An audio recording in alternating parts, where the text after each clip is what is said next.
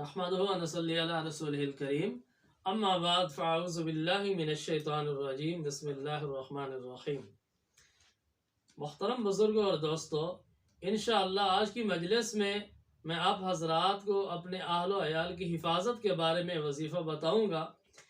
ایک شخص نبی کریم صلی اللہ علیہ وآلہ وسلم کی خدمت میں حاضر ہوئے اور آ کر عرض کی، یا رسول اللہ صلی اللہ علیہ وسلم، میں اپنی جان کے بارے میں، مال کے بارے میں، اہل و عیال کے بارے میں خوف زدہ ہوں۔ مجھے ہر وقت خوف رہتا ہے، خطرہ رہتا ہے کہ نقصان ہو جائے گا۔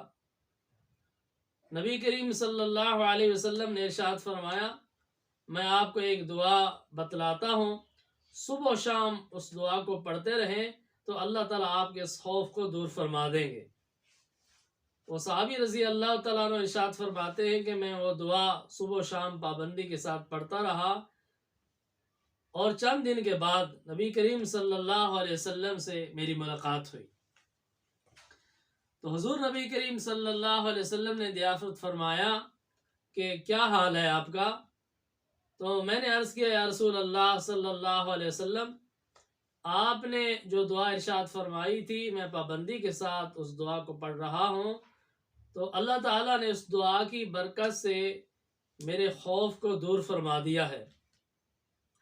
وہ دعا بہت آسان اور مختصر دعا ہے۔ نبی کریم صلی اللہ علیہ وسلم نے ارشاد فرمایا، صبح و شام یہ دعا پڑھیں، بسم اللہ علی دینی و نفسی و ولدی و اہلی و مالی۔ اگر کوئی بندہ اپنی جان کے بارے میں، مال کے بارے میں، اہل و اولاد کے بارے میں خطرہ محسوس کرتا ہے، خوف زدہ رہتا ہے، تو اس کو چاہیے کہ صبح و شام اس دعا کا ورد کرے، اس دعا کو پڑھتا رہے، تو انشاءاللہ اللہ تعالیٰ اس کے اس انجان خوف کو دور فرما دیں گے۔ اللہ تعالیٰ ہم سب کو اس پر عمل کرنے کی توفیق عطا فرمائیں۔ وآخر دعوانا ان الحمدللہ رب العالمین۔